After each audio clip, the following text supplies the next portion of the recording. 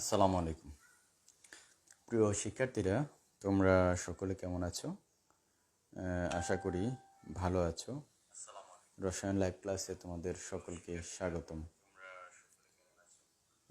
প্রিয় শিক্ষার্থীরা, আমাকে দেখা যাচ্ছে কিনা, সাউন্ড এবং ভিডিও ওকে আছে কিনা কমেন্টে একটু জানাও প্লিজ। সাউন্ড ভিডিও ওকে আছে কিনা,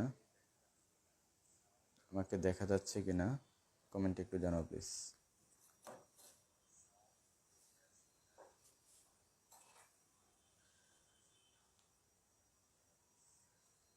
ওয়ালাইকুম সালাম, আইমান আশরাফ দোহা, সোমায়া আক্তার মিশু,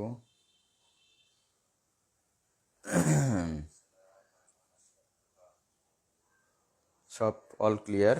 ওকে, থ্যাংক ইউ। তাহলে আমরা সরাসরি আলোচনা চলে যাই। সোমায়া রহমান প্রমি, নাহিদ আলিমা, রাফিদ, রিফা, নাজু, অথই, এমান সামিয়া, মিথিলা ফারজানা, ঈশা, দাহিকা মরিয়াম, সবাইকে দেখতে পাচ্ছি। মৌমিতা মেহজাবিন, মোমো, ঈশা, সবাইকে দেখা যাচ্ছে। ওকে, আমরা তাহলে আলোচনায় চলে যাচ্ছি। তোমাদের মোটামুটি সবাই চলে আসছে। সঞ্জিদা, আফরিন, রিফা, ওকে, দাহিকা মরিয়ম, ওয়ালাইকুম সালাম, তানজিলা, ইকরা, জিলমুল কি, তারা কোথায়, সানিউল, সুমাইয়া আক্তার। ওকে, দেখো আমরা গত ক্লাসে sp3 সংকরায়নের দেখছিলাম যে আসলে অরিজিনালি sp3 সংকরিত যৌগগুলোর গঠন চতুস্থলকীয় হওয়ার কথা আর বন্ধন কোণ 109.5 ডিগ্রি হওয়ার কথা। বাট এই গঠন এবং বন্ধন কোণ চেঞ্জ হওয়ার একটি কারণ আমরা শেষ করেছিলাম, যেটা বেসপার থিওরি দিয়ে আমরা ব্যাখ্যা করেছি। সেখানে আমরা দেখছি যে মুক্তজোড় আর বন্ধনজোড় ইলেকট্রনের বিকর্ষণের তারতম্যের কারণে গঠন এবং বন্ধন কোণটা ডিফারেন্স হয়।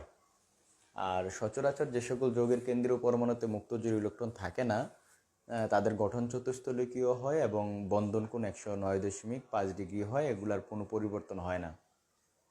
কিন্তু যাদের কেন্দ্রীয় পরমাণুতে মুক্তজোড় ইলেকট্রন এক বা একাধিক থাকে, তখন তাদের গঠন এবং বন্ধন কোণ অটোমেটিক্যালি ডিফারেন্স হয়। তো আজকে আমরা আরও একটা মজার জিনিস দেখব যে আসলে বেসপার থিওরি যেখানে কাজ করবে না, অর্থাৎ মুক্তজোড় ইলেকট্রনও সেম, আকারও আকৃতিও একই রকম, হ্যাঁ, বেসপার থিওরি সব ফাংশন করতেছে একরকম, তো তাদের ক্ষেত্রেও বন্ধন কোণ ডিফারেন্স হয়। এই সকল এই যে আমরা বললাম যে একই রকম গঠন, একই রকম মুক্তজোড় ইলেকট্রন, বন্ধনজোড় ইলেকট্রনের বিকর্ষণ, তাহলে এই সব একই রকম থাকার পরও বন্ধন কোণটা ডিফারেন্স হয়, বাট গঠন একই রকম থাকে। এই বন্ধন কোণ ডিফারেন্সের কারণটা আমরা ব্যাখ্যা করব আজকে। খুবই গুরুত্বপূর্ণ জিনিস, সবাই চেষ্টা করব আমরা মনোযোগ দিয়ে শোনার জন্য। আমি তো মনে করেছিলাম যে এই টাইমে সবাই আরও উপস্থিতি বেশি হবে, হ্যাঁ, কারণ সচরাচর এই টাইমে সবাই কিন্তু ফ্রি থাকে। নুসরাত, লাবণ্য, সচরাচর মূলত এই দুপুরের এই টাইমে নামাজের পর পর সবাই ফ্রি থাকে, এই কারণে মূলত এই টাইমটা দিয়েছিলাম। সকালে আমার বাসায় একটু বিদ্যুৎ ছিল না, বিদ্যুতের কাজ হচ্ছিল, এই কারণে ঝামেলা হয়েছিল। আচ্ছা, ঠিক আছে, তাহলে মোটামুটি যারা আসছো তাদেরকে নিয়েই আমি শুরু করি। ওকে, ইফাত জাহান, একটু লাউড বলেন। আচ্ছা, ঠিক আছে, আমি লাউডলি বলছি, কোনো প্রবলেম হবে না। সাউন্ডে কোনো সমস্যা হওয়ার কথা না, কারণ সাউন্ড আমার এখানে স্পষ্ট আসে। তোমার মোবাইলে একটু দরকার সাউন্ড একটু বাড়াইয়া দেখতে পারো, বা অথবা ইয়ারফোন দিয়ে দেখো, তাহলে দেখবা আরো ক্লিয়ারলি হবে। তাহলে আসো, কাম টু দ্য পয়েন্ট, আমরা একটু দেখি। দেখো, অ্যামোনিয়া একটি যৌগ, তোমরা জানো, এবং ফসফিন একটি যৌগ। এই দুইটি যৌগ কিন্তু তোমরা জানো, এই দুইটি যৌগই কিন্তু sp3 সংকরিত, এই দুইটাই sp3 সংকরিত, ঠিক আছে। এর দুইটার মধ্যেই কেন্দ্রীয় পরমাণুতে মুক্তজোড় ইলেকট্রন কিন্তু একটি করে আছে, এক জোড়া করে মুক্তজোড় ইলেকট্রন আছে। দুটোটার গঠনই ত্রিকোণাকৃতির, পিরামিডীয়। ওকে, তো এখন স্বাভাবিকভাবে ইকরা আসছো, স্বাভাবিকভাবে একটু প্রশ্ন জাগে যে গঠন একই রকম, দেখো দুইটার গঠন একই রকম, একই সংকরায়ন আহ, থাকার পরও দেখা যাবে তাদের বন্ধন কোণটা চেঞ্জ হয়ে গেছে। ঠিক আছে, তো আমরা একটু দেখি বন্ধন কোণটা কেমন হয়।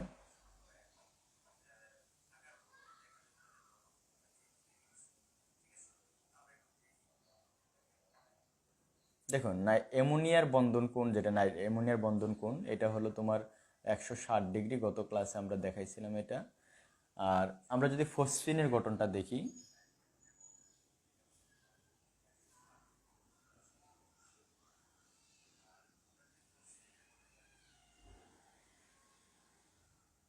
এটার বন্ধন কোণ হলো 93 ডিগ্রি।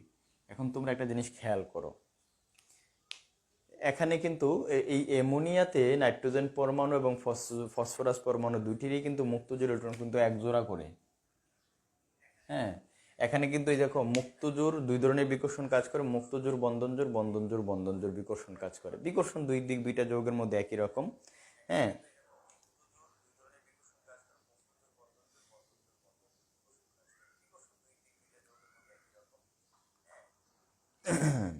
তোমরা একটু দেখো তাহলে এই দুইটা যৌগের মধ্যে কিন্তু মুক্তজোড় বন্ধনজোড় বন্ধনজোড় বন্ধনজোড় বিকর্ষণ আছে। তাহলে এখানে বন্ধন কোণ কিন্তু 160 ডিগ্রি, এখানে বন্ধন কোণ কিন্তু 93 ডিগ্রি, 93 ডিগ্রি। কিন্তু ডিফারেন্সটা হলো, দেখো এখানে ডিফারেন্সটা হওয়ার পেছনে কি কারণ কাজ করতে পারে। এখানে দেখো এটার গঠন কিন্তু ত্রিকোণাকৃতির পিরামিডও, এটার গঠনও ত্রিকোণাকৃতির পিরামিডও, গঠন চেঞ্জ হচ্ছে না।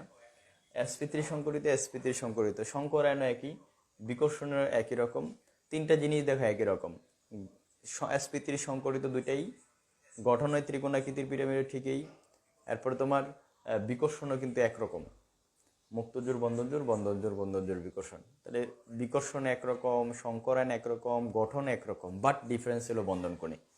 তাহলে এই টাইপের যে জিনিসগুলো, এই টাইপের যৌগগুলো ব্যাখ্যা করবা কি দিয়ে? এই টাইপের যৌগগুলো ব্যাখ্যা করা হয় দুই রকম ম্যাটার দিয়ে।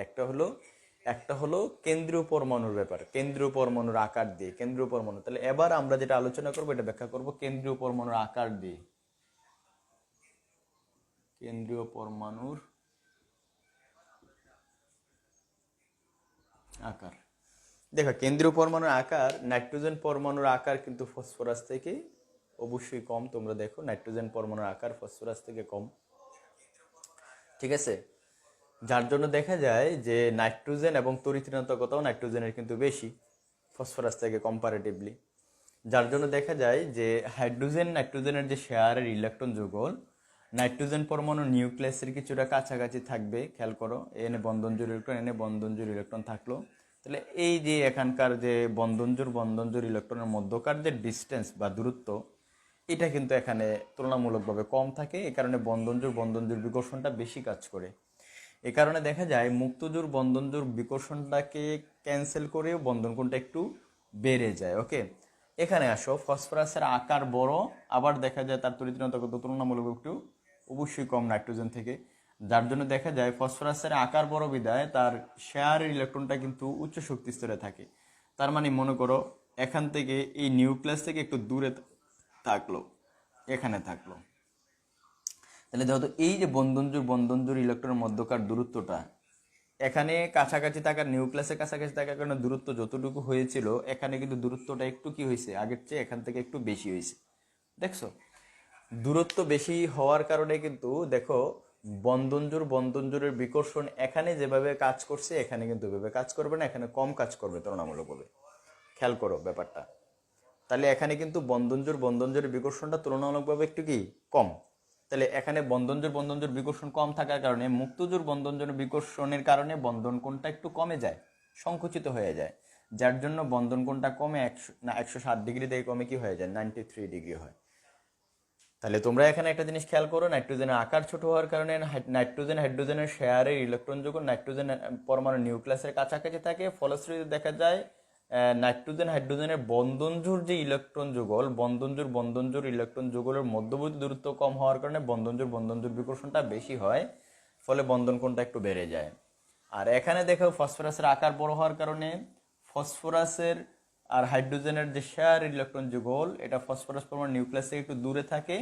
ফলে দেখা যায় ফসফরাস হাইড্রোজেনের শেয়ারের ইলেকট্রন যুগল, এই বন্ধনজোড় ইলেকট্রন যুগলের মধ্যবর্তী যে দূরত্বটা একটু বেশি হয়, এই কারণে বন্ধনজোড় বিকর্ষণটা একটু কম হয়, কিন্তু মুক্তজোড় বন্ধনজোড় বিকর্ষণের কারণে বন্ধন কোণটা একটু সংকুচিত হয়ে বন্ধন কোণটা 93 ডিগ্রি হয়ে যায়।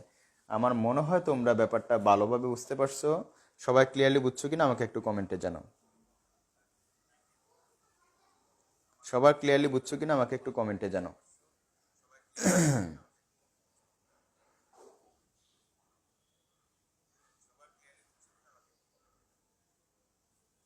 স্যাররা সবাই ক্লিয়ারলি বুঝছো যে আমরা ব্যাপারটা ক্লিক করলাম যে দুইটার গঠন একই রকম, ত্রিকোণাকৃতির পিরামিডীয়, শঙ্করায়ন sp3, বিকর্ষণও একই রকম আছে, মুক্তজোড় বন্ধনজোড় বিকর্ষণ আছে এখানে, এটার মধ্যে একই রকম, বাট বন্ধন কোনটা ডিফারেন্স, তো এটা ব্যাখ্যা করব আমরা কেন্দ্রীয় পরমাণুর আকার দিয়ে।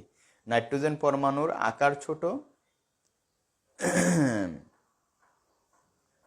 না না না না আব্দুল্লাহ আল সিয়াম, এক এক বই এক এক রকম না। তোমরা দেখবা ভালোভাবে যে এই বন্ধন কোণগুলো এক্স্যাক্টলি হয়তো বা পয়েন্ট ডিফারেন্স হতে পারে, বাট রঞ্জন রশ্মির মাধ্যমে পয়েন্টটা ডিফারেন্স হয়, একটু এদিক সেদিক হয়, বাট মানটা কিন্তু একদম এক্স্যাক্টলি কাছাকাছি থাকে। কেউ পূর্ণ সংখ্যা লেখছে, কেউ ফ্র্যাকশনাল লেখছে, এমন আর কি। তবে সবগুলো দেখবা যে একই রকম, সকল বই একই রকম থাকবে। তাহলে আশা করি পরীক্ষা আসলে ইনশাল্লাহ ব্যাখ্যাটা দিতে পারবা তোমরা। তোমরা বুঝতে পারছো যেহেতু ইনশাল্লাহ। ইনশাল্লাহ তাহলে সামনে আগাইতে পারি। স্যার আমি ফসফরাসের এটা বুঝি না। আচ্ছা ঠিক আছে, আমি আবার বুঝিয়ে দিচ্ছি স্যার। জি আচ্ছা ঠিক আছে। দেখো, নাইট্রোজেন পরমাণুর আকার ছোট হওয়ার কারণে নাইট্রোজেন হাইড্রোজেনের যে শেয়ারের ইলেকট্রন যুগল নাইট্রোজেন পরমাণুর নিউক্লিয়াসের কাছাকাছি থাকে, ফলে দেখা যায় যে বন্ধনজোড় ইলেকট্রনের মধ্যকার দূরত্বটা কম হয়, বিকর্ষণটা বেশি হয়। এই কারণে দেখা যায় বন্ধন কোণটা একটু বেড়ে যায় নাইট্রোজেন পরমাণুর ক্ষেত্রে। কিন্তু ফসফিনের ক্ষেত্রে দেখা যায় ফসফরাসের আকার বড়, ফসফরাস হাইড্রোজেনের শেয়ারের ইলেকট্রন যুগল ফসফরাস পরমাণু নিউক্লিয়াস থেকে একটু দূরে থাকে, ফলশ্রুতিতে দেখা যায় ফসফরাস হাইড্রোজেনের যে বন্ধনজোড় ইলেকট্রনের মধ্যকার দূরত্বটা কি হয়, একটু বেশি হয়। দূরত্ব বেশি হওয়ার কারণে বন্ধনজোড় ইলেকট্রনের মধ্যে বিকর্ষণটা একটু তুলনামূলক কম হয়। কিন্তু এই যে বন্ধনজোড় ইলেকট্রনের বিকর্ষণ তো আছে, ওই কারণে দেখা যায় বন্ধন কোণটা একটু সংকুচিত, কারণ এটা বিকর্ষণ করে কি হয়, সংকুচিত করে ফেলে, কারণ এটা তো আর ঠেলতে পারে না উপরের দিকে, এটা ওইভাবে ঠেলতে পারে না, কিন্তু ওইটা বিকর্ষণ করে বন্ধন কোণটাকে সংকুচিত করে ফেলে। এই কারণে বন্ধন কোণটা 93 হয়ে যায়।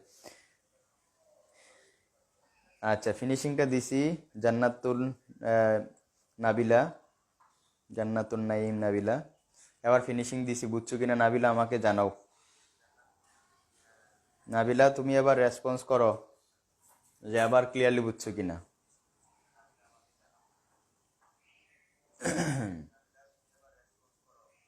তানজিলা ইকরা, এবার এবার আমাকে রেসপন্স করো। জি স্যার, ওকে থ্যাংক ইউ। এবার আসো আমরা আর একটা যোগ দিই, যেগুলো আমি দেখাচ্ছি এর বাইরে জীবনেও কোনো সময় আসবে না, বোর্ড পরীক্ষা বলো আর যে কোনো পরীক্ষা বলো, এগুলা জানা থাকলে ইনশাল্লাহ হয়ে যাবে, কোনো প্রবলেম নাই। হ্যাঁ, তারপরে আমি তোমাদেরকে এগুলো একদম ক্লিয়ার করে দিচ্ছি, কোনো আশা করি ইনশাল্লাহ সমস্যা হবে না, ভালোভাবে বুঝবা। এখানে আরেকটা বিষয় আমরা এখানে মানে বোঝানোর দরকার আছে, যেটা তোমাদের একটু কাজে লাগবে। হুম, এখানে অনেক সময় দেখা যাবে তোমাদের কেউ কিন্তু আটকাইতে পারে, আমি আরো কিছু অন্যরকম জিনিস দেই, এটা তোমাদের ভালোর জন্য দিচ্ছি। দেখো, এখানে আমি হাইড্রোজেনের জায়গায় দিয়ে দিলাম ক্লোরিন।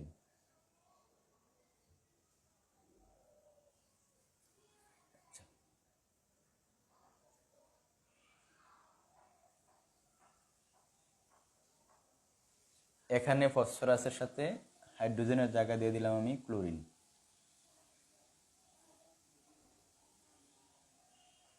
এখন বন্ধন কোনটা একরকম থাকবে কিনা সেটাই দেখার বিষয়। সবাই দেখো, এখানে আমি জাস্ট একটা ঘটনা করছি। দেখো, এখানে হাইড্রোজেন আছে, জাস্ট হাইড্রোজেনের জায়গায় ক্লোরিন দিছি, যে বন্ধন কোণ 160 ডিগ্রি থাকবে কিনা।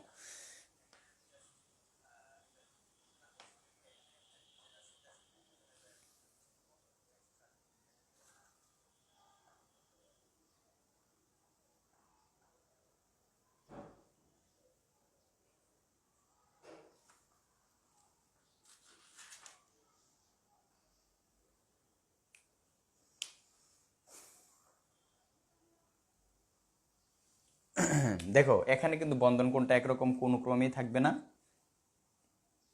এখানে বন্ধন কোণ হয়ে যায় 107.8 ডিগ্রি, এখানে বন্ধন কোণ হয়ে যায় 100 ডিগ্রি। কতটা ভয়ঙ্কর জিনিস খেয়াল করো, কতটা ভয়ঙ্কর জিনিস খেয়াল করো। বাট ডিফারেন্সটা জাস্ট নাইট্রোজেন পরমাণুর সাথে মানে যুক্ত পরমাণুটা চেঞ্জ হয়ে যাওয়ার কারণে বন্ধন কোণটা চেঞ্জ হয়ে যাচ্ছে। এখন কেন এমনটা হলো, এখানে সামথিং একদম স্লাইটলি ইনক্রিজ হয়েছে, এখানে কিন্তু অনেক বড় ধরনের পরিবর্তন হয়েছে, 7 ডিগ্রি চেঞ্জ হয়ে গেছে। একটা কোণ 7 ডিগ্রি চেঞ্জ হওয়া মানে একটা যৌগের বিশাল ব্যাপার কিন্তু। তাহলে এখন দেখো এটা কেন হলো। দেখো নাইট্রোজেন পরমাণু থেকে নাইট্রোজেন পরমাণুর সাথে যে হাইড্রোজেন পরমাণু আছে, এখানে নাইট্রোজেন পরমাণু তড়িৎ-ঋণাত্মকতা কিন্তু হাইড্রোজেন পরমাণু থেকে বেশি ছিল। ফলে দেখা গেছে কি ইলেকট্রন যুগল নাইট্রোজেন পরমাণু কাছাকাছি ছিল। দেখো বন্ধন জোড়ের বিকর্ষণটা কি হয়েছিল, একটু স্বাভাবিক কারণে যতটুকু বেশি হয়েছিল। এখানে আবার একটা জিনিস খেয়াল করো, ক্লোরিন পরমাণুর আকার অনেক বড়, ক্লোরিন পরমাণুর আকার বড়। স্বাভাবিক কারণে দেখা যাচ্ছে যে এখানে কিন্তু আকার বড় হওয়ার কারণে আবার একটা দেশে নাইট্রোজেন পরমাণু তড়িৎ-ঋণাত্মকতা ক্লোরিন পরমাণু তড়িৎ-ঋণাত্মকতা থেকে একটু মনে রাখবা যে সামান্য একটু বেশি, সামান্য। নাইট্রোজেন পরমাণু তড়িৎ-ঋণাত্মকতা হলো 3.1 আর ক্লোরিনের হলো 3, তার মানে স্লাইটলি একটু বেশি। তারপরে দেখা যাচ্ছে এই কারণে কিন্তু চেঞ্জটা তেমন হয় নাই, একটু স্লাইটলি চেঞ্জ হয়েছে। ঠিক আছে, নাইট্রোজেন পরমাণুর তড়িৎ-ঋণাত্মকতা ক্লোরিন থেকে একটু বেশি। ফলে দেখা যায় যে ইলেকট্রন যুগল, যেহেতু ক্লোরিনটা অনেক দূরে, ইলেকট্রনগুলো নাইট্রোজেন পরমাণু নিউক্লিয়াসের কাছাকাছি থাকে, এর জন্য দেখা যায় বিকর্ষণটা এখানে তুলনামূলকভাবে বেশি ফাংশন করে। এই জন্য দেখা যায় যে বিকর্ষণ ফাংশন করে বিধায় বন্ধন কোণটা সামান্য চেঞ্জ হয়। কিন্তু এখানে যে ঘটনাটা ঘটবে, দেখো এনে একেবারে কিন্তু অনেক অনেক বেশি চেঞ্জ হয়ে গেছে কিন্তু।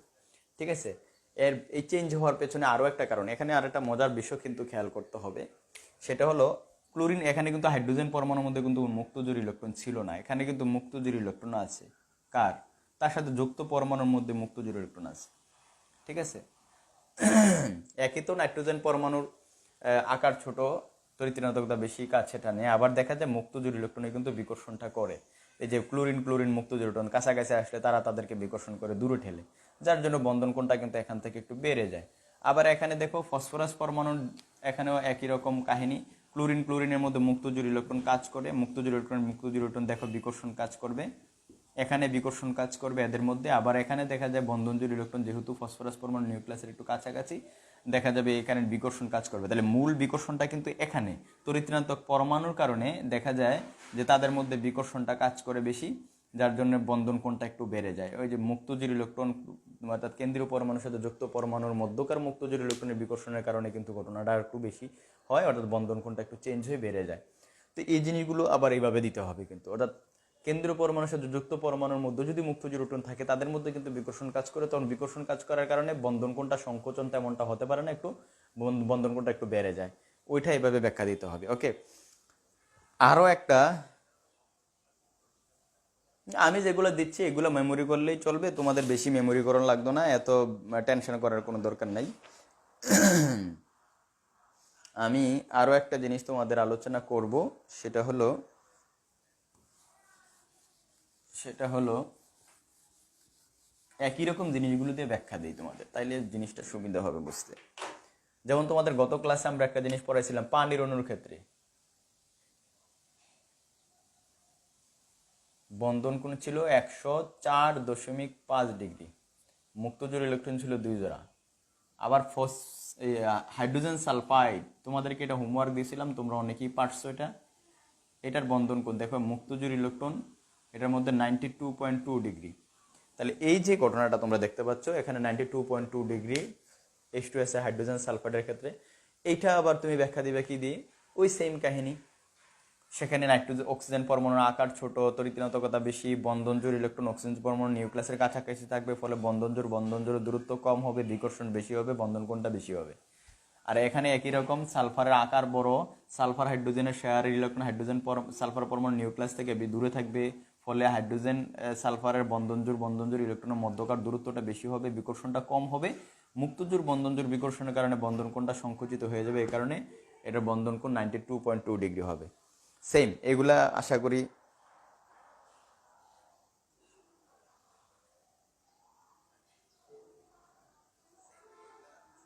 হ্যাঁ। দেখবা বন্ড পেয়ার দূরত্ব কমলে বিকর্ষণটা বেশি হবে, কারণ বন পেয়ার মানে কি বন্ধনজোড় ইলেকট্রন, ইলেকট্রন যত কাছাকাছি আইব ততই তো বিকর্ষণ বেশি ফাংশন করবে, এটা তো নর্মাল বিষয়।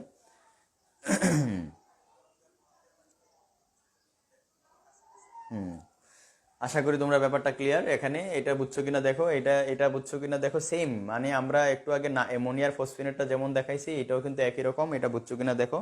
এরপর আমাদের নতুন একটা টপিকসে যেতে হবে।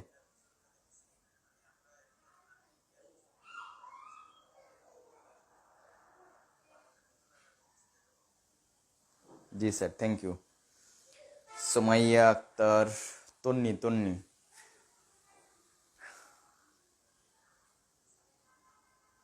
আশা করি আমার এখানে তো নেট প্রবলেম হচ্ছে না, তোমাদের নেট প্রবলেম হয়তো বা আসলে হচ্ছে। ইফাত আবরিন, ওকে বুঝছি, থ্যাংক ইউ। ওকে, তাহলে এরপরে আমরা আর একটা নতুন জায়গায় যাই। এবার আমরা আলোচনা করব অন্যরকম একটা জিনিস, সেটা হলো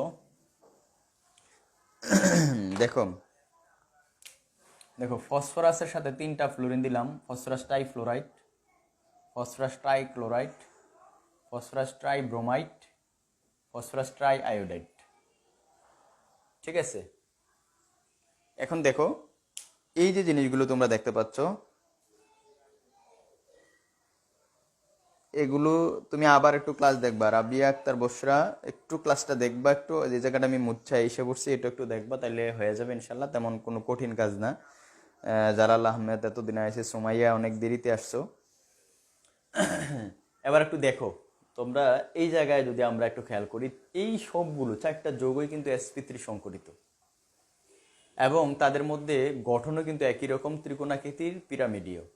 আর একটা মজার বিষয় হলো তাদের মধ্যে বিকর্ষণও একই রকম, এবং তাদের সাথে যুক্ত পরমাণু সবগুলোতেই কিন্তু মুক্তজোড় ইলেকট্রন আছে, কিন্তু তাদের সবার বন্ধন কোণ কিন্তু একরকম না। এইটাই হলো সবচেয়ে ডেঞ্জারাস জিনিস। আমরা এই জায়গায় আমরা একটু আলোচনা করব কেন এমনটা হইলো, আমরা একটু দেখি, সবাই ভালোভাবে বোঝার চেষ্টা করব ব্যাপারটা। এটা ফসফরাস ট্রাইফ্লোরাইড, এটার বন্ধন কোণ হলো, তোমরা খেয়াল করো, এটা বন্ধন কোণ 97 ডিগ্রি, 97। এরপরে ফসফরাস ট্রাইক্লোরাইড,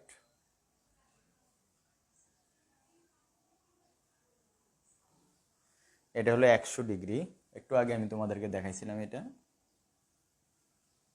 100 ডিগ্রি। এরপরে তোমার হলো ফসফরাস ট্রাইব্রোমাইড,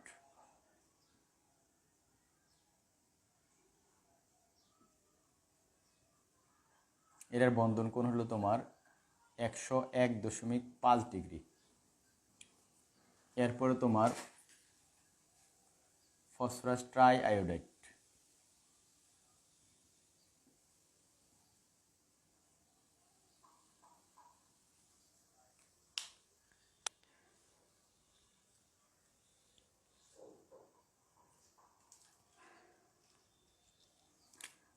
একশো 2 ডিগ্রি। দেখো এখানে বন্ধন কোণগুলো যদি তোমরা একটু খেয়াল করো, আমার কারেন্ট চলে গেছিল তাই দেখতে পারিনি। ও আচ্ছা আচ্ছা আচ্ছা, ঠিক আছে, অসুবিধা নেই, একটু দেখে নিলে পরে হবে, টেনশন করিও না। তাহলে এখন তোমরা একটু দেখো তো, চারটা যৌগের মধ্যে আমরা যদি দেখি যে ফসফরাস কিন্তু কেন্দ্রীয় পরমাণু একই রকম আছে, বাট তার সাথে যুক্ত পরমাণুগুলো শুধু চেঞ্জ হয়েছে।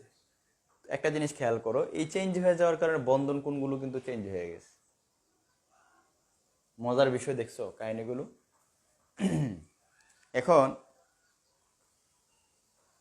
কেন এমনটা হলো, কেন এমনটা হলো, এখানে একটা মজার বিষয় আমরা আলোচনা করব, একটু দেখো সবাই। মুক্তজোড় ইলেকট্রন সব কেন্দ্রীয় পরমাণুতে সমান সমান আছে, তার সাথে যুক্ত পরমাণু তো মুক্তজোড় ইলেকট্রন একই রকম আছে, বাট তার বন্ধন কোণটা চেঞ্জ হয়ে কিন্তু 97, 100 ডিগ্রি, 101 ডিগ্রি এবং 102 ডিগ্রি হয়ে গেল। তাহলে এটা কেমন হলো, তাহলে আমরা একটু দেখি। কারণ দেখো এবার যদি ফসফরাস পরমাণুর সাথে ফ্লোরিন এই কম্পেয়ার করো, ফ্লোরিন হলো পর্যায় সারণীর মধ্যে মোস্ট ইলেকট্রোনেগেটিভ, সবচেয়ে বেশি তড়িৎ-ঋণাত্মক মৌল হলো ফ্লোরিন। ফলশ্রুতি দেখা যায় ফ্লোরিন ফসফরাসের শেয়ারের ইলেকট্রন যুগল কার দিকে থাকবে, ফ্লোরিন পরমাণুর দিকে থাকবে, ফ্লোরিন পরমাণুর দিকে হেলে থাকবে মনে করো। তাহলে ফ্লোরিন ফসফরাসের বন্ধনজোড় ইলেকট্রনের মধ্যকার দূরত্বটা বেশি হবে। ওকে, ফলে মুক্তজোড় বন্ধনজোড় বিকর্ষণের কারণে বন্ধন কোণ অতিমাত্রা সংকুচিত হয়ে যাওয়ার কারণে 97 হয়ে যায় ডিগ্রি, এটার ফসফরাস ট্রাইফ্লোরাইডের ক্ষেত্রে। অপরদিকে দেখো এখানে ফসফরাস ফ্লোরিনের মধ্যে তড়িৎ-ঋণাত্মকতা কিন্তু কম্পারেটিভলি ফ্লোরিন থেকে ক্লোরিনের কম, যার জন্য দেখা যায় ইলেকট্রনগুলো ফসফরাস পরমাণু নিউক্লিয়াসের কিছুটা কম্পারেটিভলি ফসফরাস ট্রাইফ্লোরাইড থেকে ফসফরাস ট্রাইফ্লোরাইডে ফসফরাস পরমাণু নিউক্লিয়াসের দিকে কিছুটা থাকবে। ফলে দেখা যায় ফসফরাস ক্লোরিনের বন্ধনজোড় ইলেকট্রনের মধ্যবর্তী দূরত্ব আগের চেয়ে কমবে, কারণ যেহেতু এটা নিউক্লিয়াসের কিছুটা কাছে থাকবে, কমবে, বিকর্ষণটা বেশি হইবে, বন্ধন কোণ তার চেয়ে একটু বেশি হবে। এবার দেখো ফসফরাসের তড়িৎ-ঋণাত্মকতা ব্রোমিন থেকে বেশি, ফসফরাস পরমাণু নিউক্লিয়াসের আরও কাছে ঢুকবে, কারণ যেহেতু ব্রোমিন ওইভাবে টানতে পারবে না ক্লোরিনের মতো, যার জন্য দেখা যায় বন্ধনজোড় একটু দূরত্ব আরও কমবে, বিকর্ষণটা আরও বাড়বে, বন্ধন কোণ আরও বাড়বে। আয়োডিন তো একেবারেই এই হ্যালোজেনের মধ্যে সবচেয়ে কম তড়িৎ-ঋণাত্মক হলো আয়োডিন, যার জন্য দেখা যায় ইলেকট্রনগুলো একেবারে ফসফরাস পরমাণু নিউক্লিয়াসের কাছাকাছি থাকবে, বন্ধনজোড় ইলেকট্রন দূরত্ব সবচেয়ে কম হবে এই সবগুলো যৌগের মধ্যে, বিকর্ষণটা এখানে সবচেয়ে বেশি হবে, বন্ধন কোণটা সবচেয়ে বেশি হবে। তাহলে আমার মতে এবার যদি এগুলা যদি তোমরা পারো, আচ্ছা ফ্লোরিনেরটা দেখো, ফ্লোরিন পর্যায় সারণী, দেখো পর্যায় সারণীর মধ্যে ফ্লোরিন হলো পর্যায় সারণীর মধ্যে সবচেয়ে তীব্র তড়িৎ-ঋণাত্মক মৌল। ফলশ্রুতি দেখা যায় বন্ধনের যে ইলেকট্রন যুগল কার দিকে হেলে থাকবে, ফ্লোরিন পরমাণুর দিকে হেলে থাকবে, দেখবার টেনে তার নিজের দিকে নিয়ে আসবে। ঠিক আছে, তড়িৎ-ঋণাত্মকতার ডিফারেন্সের কারণে পোলারিটি সৃষ্টি হবে ফ্লোরিনের মধ্যে, আংশিক পজিটিভ চার্জ, নেগেটিভ চার্জ, ফসফরাসের পজিটিভ চার্জ। এখন দেখো এই তড়িৎ-ঋণাত্মকতার ডিফারেন্সের কারণে যেহেতু ফ্লোরিনের দিকে নিউক্লিয়াসটা কি হবে, ইলেকট্রনগুলো হেলে থাকবে, তখন দেখবা বন্ধনজোড়ের মধ্যকার দূরত্ব, কারণ যতই কেন্দ্রীয় পরমাণুর সাথে যুক্ত পরমাণুর দিকে ইলেকট্রন ঝুঁকে যাবে, খেয়াল রাখবা বন্ধনজোড় ইলেকট্রনের দূরত্ব তত বেশি পাবে, বৃদ্ধি পাইলে তো তাদের মধ্যকার বিকর্ষণটা কম হবে, কিন্তু মুক্তজোড় বন্ধনজোড় বিকর্ষণের কারণে বন্ধন কোণটা সংকুচিত হবে। ঠিক আছে, কিন্তু এখানে আবার দেখো ফসফরাস পরমাণুর থেকে ক্লোরিন পরমাণু যুক্ত, তাহলে ফ্লোরিন থেকে ক্লোরিনের তড়িৎ-ঋণাত্মকতা কম, তাহলে এবার বন্ধনজোড় ইলেকট্রন কিছুটা ফসফরাস পরমাণু নিউক্লিয়াসের দিকে থাকবে, বন্ধনজোড় দূরত্বটা কিছুটা কমবে, বিকর্ষণটা বাড়বে, বন্ধন কোণ তার থেকে বেশি হবে। এবার দেখো ক্লোরিন থেকে আবার ব্রোমিনের তড়িৎ-ঋণাত্মকতা আরও কম, তাহলে বন্ধনজোড় ইলেকট্রন আবার ফসফরাস পরমাণু নিউক্লিয়াসের দিকে যাবে, বন্ধনজোড় বিকর্ষণ আরও কমবে, বিকর্ষণটা দেখো বন্ধন দূরত্ব কমবে, বিকর্ষণটা বাড়বে, বন্ধন কোণ বেশি আরো আরো দেখা যাবে বাড়বে। কথা বুঝিনি, বন্ধনজোড়টা যে বিকর্ষণটা বাড়লে দেখা যায় বন্ধন কোণটা আরো বেড়ে যাবে। ওকে, এবার দেখো আয়োডিনের তড়িৎ-ঋণাত্মকতা ব্রোমিন থেকে আরো কম, তার মানে কি এবার বন্ধনজোড় ইলেকট্রন একেবারে ফসফরাস পরমাণু নিউক্লিয়াসের কাছাকাছি থাকবে, এর ফলে দেখা যায় বন্ধন দূরত্বটা একেবারে কম হবে, বিকর্ষণটা সবচেয়ে বেশি হবে, বিকর্ষণ বেশি হলে বন্ধন কোণটা বেড়ে যাবে, সবচেয়ে বেশি মানে তোমার বন্ধন কোণ হবে ফসফরাস ট্রাই আয়োডেটের। তোমরা এবার বুঝছো কিনা আমাকে একটু জানাও কমেন্টে।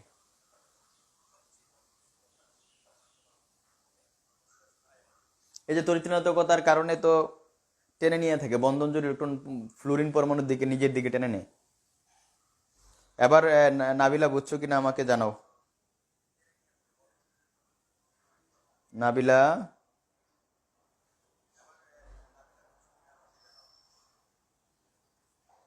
বুঝছি, সূচনা দাস, সিফাত, পুলিশ এতদিন লাইভে দেখি না, আজকে দেখলাম। বুঝছি, থ্যাংক ইউ নাবিলা, বুঝতে পারার জন্য ধন্যবাদ। এবার তো বোঝা উচিত, এইভাবে বুঝতেই তো ভাল লাগে। আরে এত কিছু তো তোমরা বইয়ে পাইবা না, যা অত কিছু দেখাচ্ছি, এগুলা পারলে বুয়েট, মেডিকেল, বিশ্ববিদ্যালয়, বোর্ড পরীক্ষা কোনো জায়গায় তোমাদের আটকাইতে পারবে না ইনশাল্লাহ।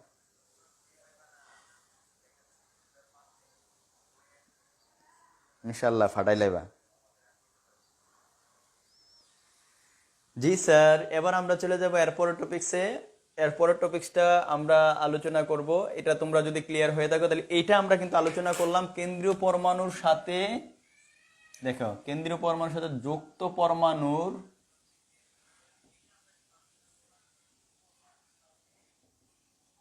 তড়িৎ ঋণাত্মকতা দিয়ে,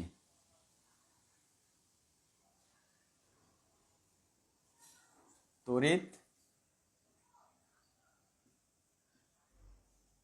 ঋণাত্মকতা দিয়ে মূলত খেয়াল রাখবা, কেন্দ্রীয় পরমাণুর সাথে যুক্ত পরমাণু তড়িৎ ঋণাত্মকতা দিয়ে এই টপিক্সটা আমরা ব্যাখ্যা করলাম।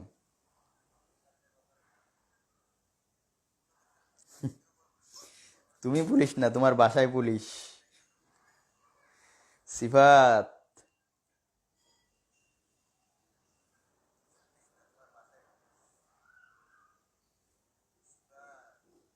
ইম্পা।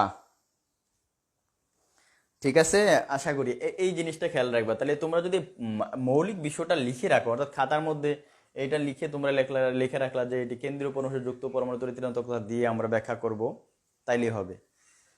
আশফিকে লাইভে দেখতে পাচ্ছি না। আশফি মানে পরে ক্লাস করে, লাইভে ক্লাস করে কম ইদানিং, আগে তো লাইভে থাকতো।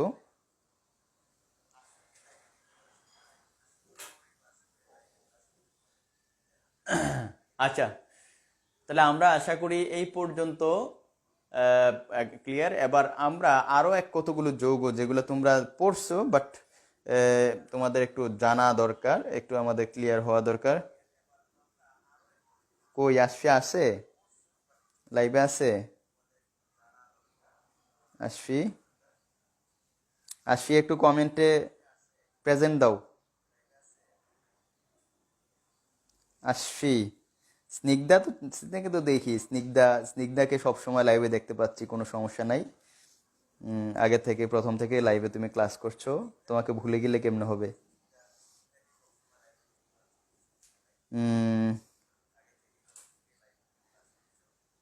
আশফি লাইভে থাকলে আমাকে একটু কমেন্টে প্রেজেন্ট দাও যে স্যার আসি।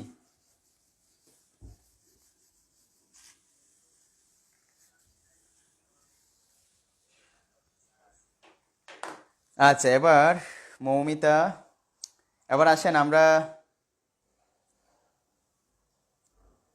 আচ্ছা, এবার আসো, আমরা একটা মজার ব্যাপার, আমরা গত ক্লাসে আরো কিছু জিনিস যেমন চতুস্থলকীয় গঠন যেগুলা রয়েছে খেয়াল রাখবা। চতুস্থলকীয় গঠন যদি থাকে, যৌগ কেন্দ্রীয় পরমাণু এক থাকুক ভিন্ন থাকুক কোনো প্রবলেম নাই, মনে রাখবা গঠনটা একই রকম হবে। অনেক সময় অনেকে এগুলা নিয়ে খটকা লাগে। হুম,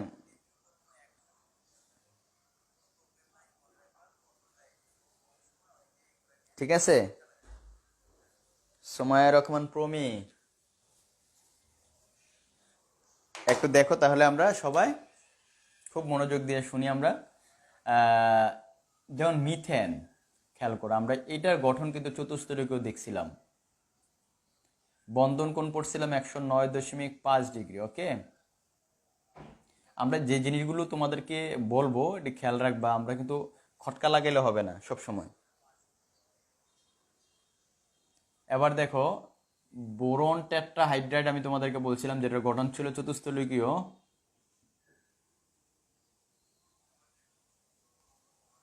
এটার বন্ধন কোণ 109.5 ডিগ্রি। ওকে, তোমরা অ্যামোনিয়াম আয়ন দেখেছো?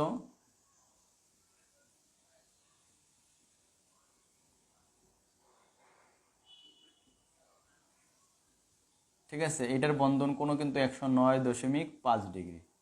তাহলে এখন তুমি যদি একটা জিনিস খেয়াল করো, তাহলে আমরা একটা জিনিস ক্লিয়ার হইলাম, সেটা হলো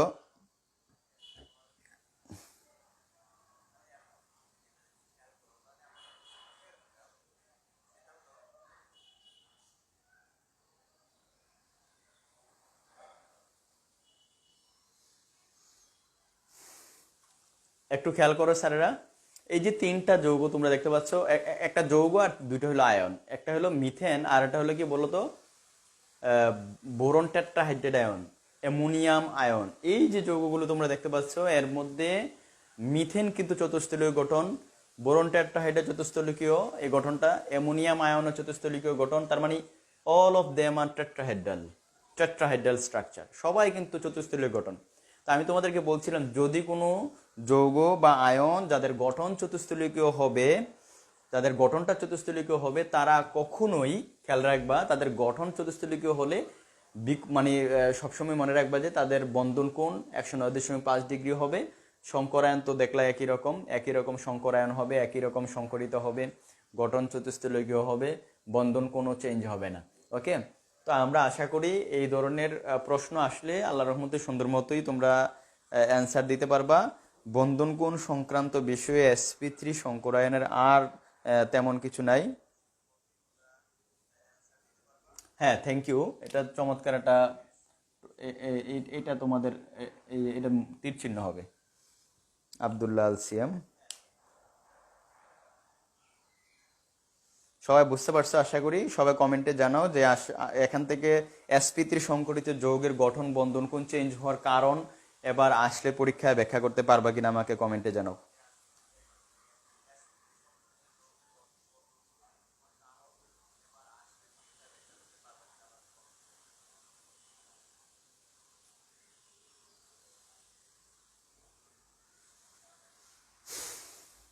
তাড়াতাড়ি। স্যার এটার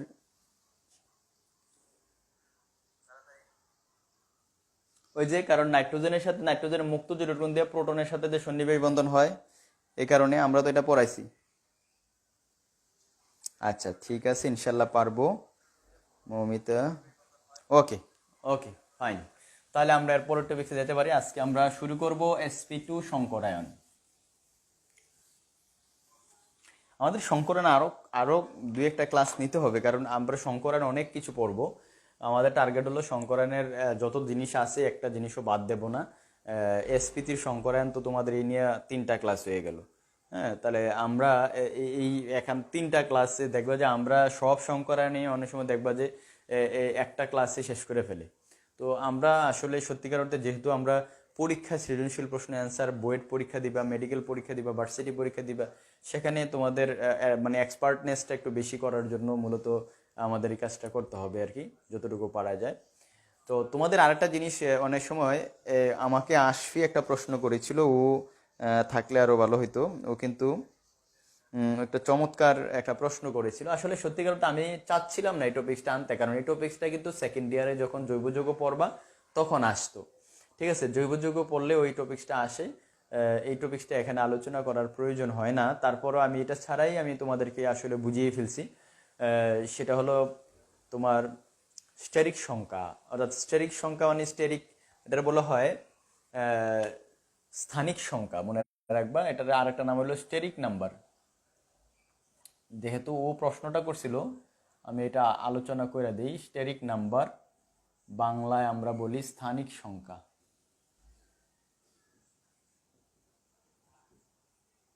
এটা কি জিনিস ও মেসেঞ্জারে প্রশ্ন, তোমরা অনেক সময় মেসেঞ্জারে কেউ কেউ প্রশ্ন করো। আসলে মেসেঞ্জারে যদি প্রশ্ন করো আমাকে মেনশন করো, কথা বলছি না, কারণ মেনশন না করলে আমি বুঝবো না যে আসলে প্রশ্নটা তুমি কাকে করছো। অনেক সময় দেখা যায় তোমরা নিজেরা আলোচনা করার জন্য যদি প্রশ্নটা করো, তাহলে তোমাদের নিজেদের মধ্যে অনেক টপিকস দেখবা আলোচনা করে সলভ হয়ে যাবে। এর মধ্যে যদি আমার চোখে পড়ে কোনো ভুল অ্যান্সার তোমরা দাও বা নিজেরা ক্লিয়ার না হতে পারো, আমি এটা বুঝিয়ে দেবো। ঠিক আছে, কিন্তু যদি আমাকে মেনশন করো তাহলে আমি বুঝবো যে স্পেসিফিকলি তোমরা প্রশ্নটা আমার কাছে জানতে চাইছো উত্তরটা, তাইলে আমি এটাকে তোমাদের, যদি আমি আমার চোখে পড়ে আমি সময় ফ্রি থাকি, আমি এটা অ্যান্সারটা গুছিয়ে লিখে দেবো। আর না হয় তোমাদের এনে বলে দিতে চাই, মানে যদি বলে দিলে হয়ে যায়, আমি মেসেঞ্জারে ভয়েস রেকর্ড করে বলে দেবো। তা আশা করি তোমাদের এটা তেমন কোনো প্রবলেম হবে না। তোমরা আমার সাথে একটু অবশ্যই একটু চেষ্টা করবা। স্যার একদিন একটা জুম ক্লাস নেন, এখানে তেমন একটা প্রশ্ন করতে পারি না। আচ্ছা ঠিক আছে প্রমি, জুম ক্লাসটা আমরা চেষ্টা করব। আজকে তো মঙ্গলবার, আজকে আজকে তো মঙ্গলবার মনে হয়, ওয়েডনেসডে, থার্সডে, হ্যাঁ মঙ্গলবার। আমরা শুক্রবারে জুম ক্লাসটা নেব। ঠিক আছে, আমরা শুক্রবারে জুম ক্লাসটা নেব। তোমরা প্রশ্ন করার প্রয়োজন হলে মেসেঞ্জারে প্রশ্ন করতে পারো, অসুবিধা নেই। শুক্রবারে জুম ক্লাসটা নেব। আমরা তো বলেই রাখছি যে শুক্রবারে জুম ক্লাস নেব। জুমে 1 ঘন্টা করে ক্লাস নেব শুক্রবারে। ঠিক আছে। আচ্ছা এবার আসো, স্টেরিক নাম্বারটা কি, স্টেরিক সংখ্যাটা কি। সবসময় একটা জিনিস আমরা মনে রাখতে হবে যে স্টেরিক নাম্বারটা আসলে আহ, আমরা স্টেরিক হিন্ড্রেন্স বা স্টেরিক বাধা বলে একটা কথা আছে, এটা আমরা জৈব যৌগের মধ্যে পড়বো, স্থানিক বাধা। এই স্থানিক বাধা আর স্থানিক সংখ্যা এক জিনিস। অর্থাৎ একটা জিনিস খেয়াল রাখবা, একটা পরমাণুর একটা যৌগের কেন্দ্রীয় পরমাণুতে যতটা মুক্ত জোড় ইলেকট্রন থাকে, মানে যত জোড়া মুক্ত জোড় ইলেকট্রন থাকে এর সংখ্যা, এবং কেন্দ্রীয় পরমাণুর সাথে যুক্ত একযোজী পরমাণুর সংখ্যা, এর মোট সংখ্যাকে বলা হয় স্থানিক সংখ্যা। কথা কি বুঝতে পারছো? আমি কিন্তু তোমাদের আবার একটু কথা বলে রাখি, যেটা হলো কি সবসময় মনে রাখবা যে একটি যৌগের কেন্দ্রীয় পরমাণুতে মুক্তজোড় ইলেকট্রন, মুক্তজোড় ইলেকট্রনের সংখ্যা প্লাস মুক্তজোড় ইলেকট্রনের সংখ্যা না, মুক্তজোড় সংখ্যা, এটা খেয়াল রাখবা। একটা হলো আমরা লিখতে পারি স্থানিক সংখ্যা ইকুয়াল টু স্টেরিক সংখ্যায় লিখি, বাংলায় লিখি।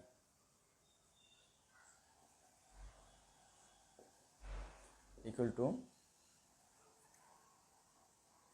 যৌগের কেন্দ্রীয় পরমাণুর মুক্ত জোড় সংখ্যা প্লাস হলো কেন্দ্রীয়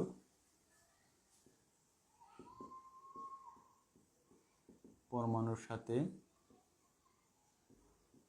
যুক্ত একযোজী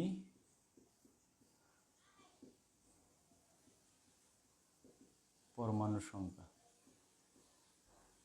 ওকে, যেমন তুমি দেখো আমি জাস্ট এখানে একটা অ্যামোনিয়ার আমরা যদি বলি অ্যামোনিয়ার স্টেরিক সংখ্যা,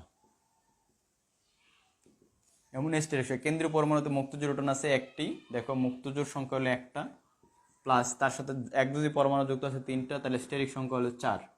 এটাতে কি করে, স্টেরিক সংখ্যার কাজ কি খেয়াল রাখবে। স্টেরিক সংখ্যা যদি জানা যায় তাহলে আমরা কি করতে পারি। হ্যাঁ স্যার, শুক্রবারে রেগুলার ক্লাস থাকবে, শুক্রবারে রেগুলার ক্লাস থাকবে সিফাত।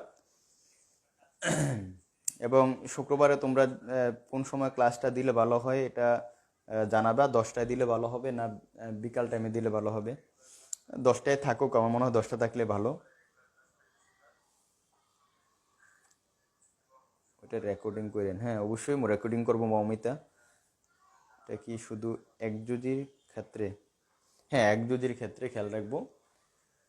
দেখো তাহলে স্টেরিক সংখ্যা আমরা বুঝলাম যে অ্যামোনিয়ার নাইট্রোজেন পরমাণুতে মুক্তজোড় ইলেকট্রনের সংখ্যা প্লাস আমরা বলবো যে তোমার মুক্তজোড় ইলেকট্রনের সংখ্যা প্লাস হলো তার কেন্দ্রীয় পরমাণু যুক্ত পরমাণুর সংখ্যা। তাহলে এক মুক্তজোড় আছে একটা আর কেন্দ্রীয় পরমাণু একযোজী পরমাণু আছে তিনটা, মোট হলো 4। স্টেরিক সংখ্যা দিয়ে আমরা কি করতে পারবো, সংকরায়ন কি কোন ধরনের সংকরায়ন হবে তা বের করতে পারবো। যেমন মনে করো যে আমরা যদি এনে, তার মানে কি এটা 4টা অরবিটাল প্রয়োজন, এই 4টা অরবিটাল হলে একটা s অরবিটাল, 3টা p অরবিটাল, sp3 সংকরিত হবে। ওকে, যেমন তুমি মিথেনের স্টেরিক সংখ্যা আবার বের করতে পারো, স্টেরিক সংখ্যা।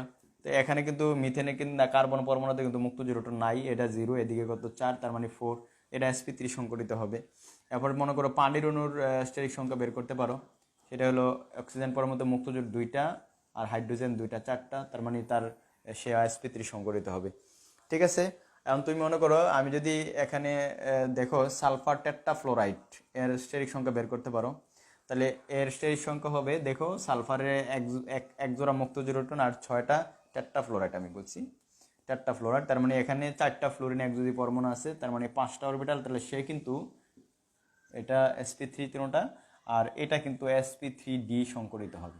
তো এইভাবে কিন্তু তোমরা স্টেরিক সংখ্যা দিয়ে অটোমেটিক্যালি কি করতে পারো, একটা যৌগ কি ধরনের সংকরিত হতে পারে তা কিন্তু বের করতে পারবা। ঠিক আছে,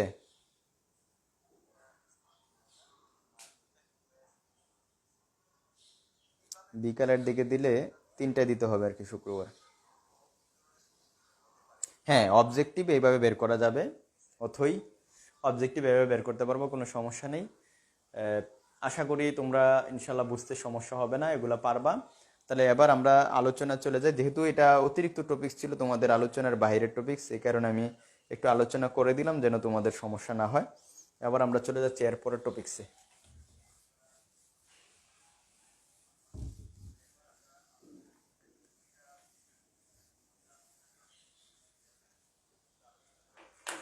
স্যার এখন আমরা যদি আলোচনা করবো sp2 সংকরায়ন।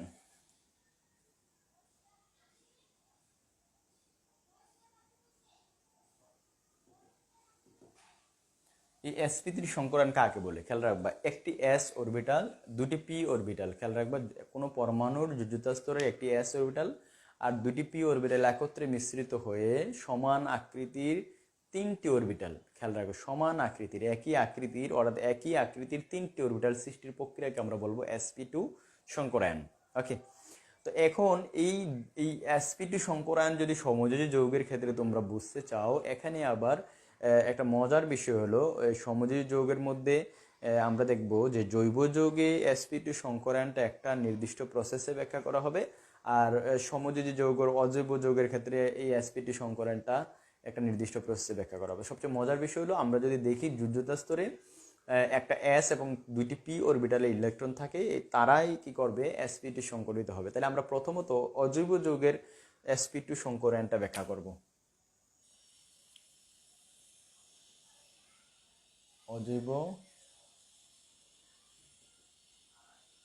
অজৈব যৌগের sp2 সংকরায়ন।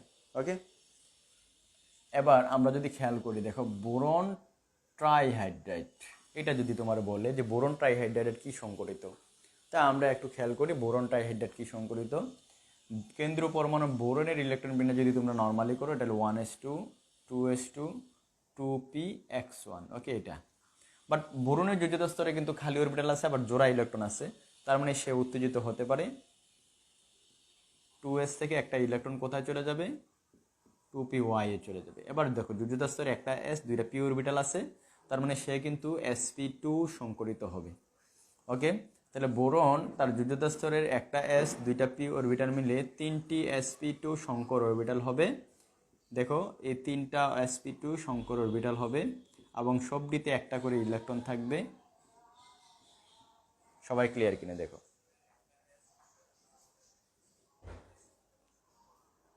সকালে, আচ্ছা ঠিক আছে, তাহলে এখন থেকে ক্লাসগুলো সকালে নেওয়া হবে। সকালে ক্লাস নেব আজকে, হয়তো বা আমার একটু ঝামেলা হয়েছে এই কারণে আর কি, নাইলে আমি তো সকালে নিতাম। ক্লাস সকালে নেওয়া হবে। এখন দেখো আমরা যদি এটার সাথে হাইড্রোজেনের 1s1 অরবিটাল দেই অধিক্রমণে, 1s1,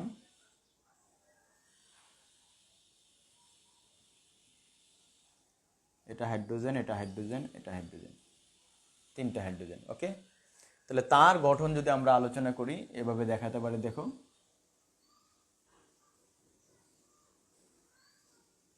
2sp2 1 2sp2 1 2sp2 1 আর হাইড্রোজেনের 1s1।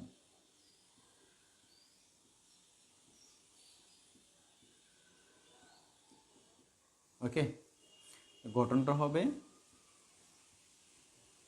ত্রিকোণাকৃতির। দেখো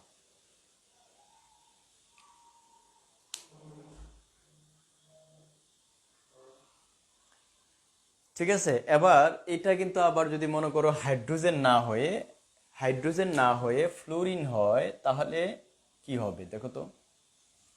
ফ্লোরিন হয়, তাহলে ফ্লোরিনের ক্ষেত্রে তো কেন্দ্রীয় পরমাণু, দেখো ফ্লোরিনের ইলেকট্রন বিন্যাস যদি তোমরা করো 1s2 2s2 2px2 2py2 2pz1, এই যে 2pz1 এর অযুগ্ম অরবিটালটা কিন্তু অধিক্রমণে যাবে। তাহলে জাস্ট এখানে কি হবে, এখানে 2pz1 হবে, এখানে 2pz1 হবে, এখানে 2pz1 হবে।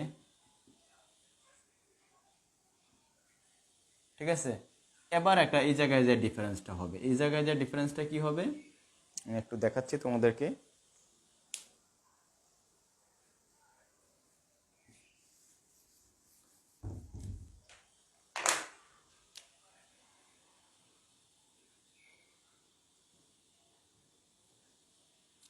টু এসপি টু ওয়ান অধিক্রমণে যাবে ফ্লোরিনের 2pz1 এর সাথে। 2sp2 1 অধিক্রমণে যাবে ফ্লোরিনের 2pz1 এর সাথে। 2sp2 1 অধিক্রমণে যাবে ফ্লোরিনের 2pz1 এর সাথে। দেখো এটা হবে তোমার বোরন ট্রাইফ্লোরাইডের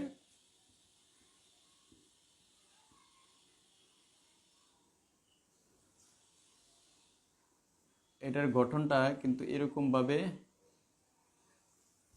এটা হবে না, এটা একটু একটু চেঞ্জ হয়েছে, এটা এরকম ভাবে হবে না।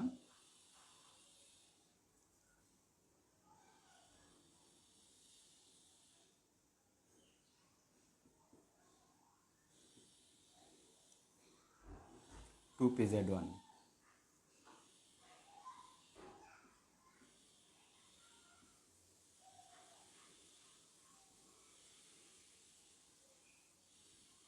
sp21,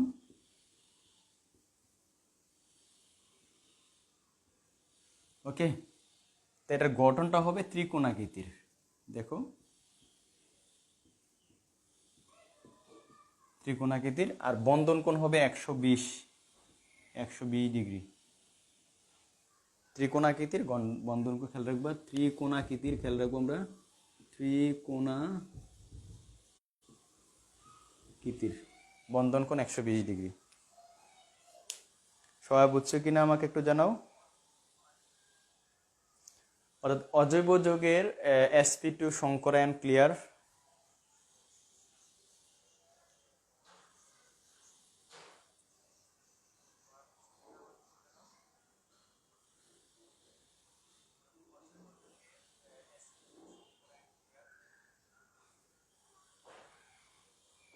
বুঝছি, থ্যাংক ইউ।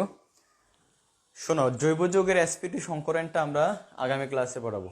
আজকে তোমাদের যেহেতু প্রায় 1 ঘন্টার মতো হয়ে গেছে, আমাদের 52 মিনিটের মতো হয়ে গেছে, আমরা তোমাদের আগামী ক্লাসে আল্লাহ যদি বাঁচিয়ে রাখে আমরা জৈব যৌগের sp2 সংকরায়ন আলোচনা করে, sp সংকরায়ন সহ আলোচনা করে, সংকরায়নের জেনারেল সংকরায়ন sp3 sp2 sp সংকরায়ন ইনশাল্লাহ শেষ করে ফেলবো। আমাদের টার্গেট থাকবে এরপরে হয়তো বা আগামী ক্লাসে আমাদের সংকরায়ন টপিক্সটা শেষ হয়ে যাবে। এরপরে বিভিন্ন ধরনের সংকরায়নের গঠন, বিভিন্ন বন্ধন কোণ, ডিফারেন্স, এই জিনিসগুলো নিয়ে আমরা আলোচনা করব বিস্তারিত। আজকে আমাদের এই পর্যন্ত থাকুক। আশা করি তোমরা সবাই বুঝতে পেরেছো ক্লাস। এরপরে প্রবলেম হলে মেসেঞ্জারে নক দিবা। আজকের ক্লাস এই পর্যন্ত। তোমরা সবাই ভালো থাকবা, সুস্থ থাকবা।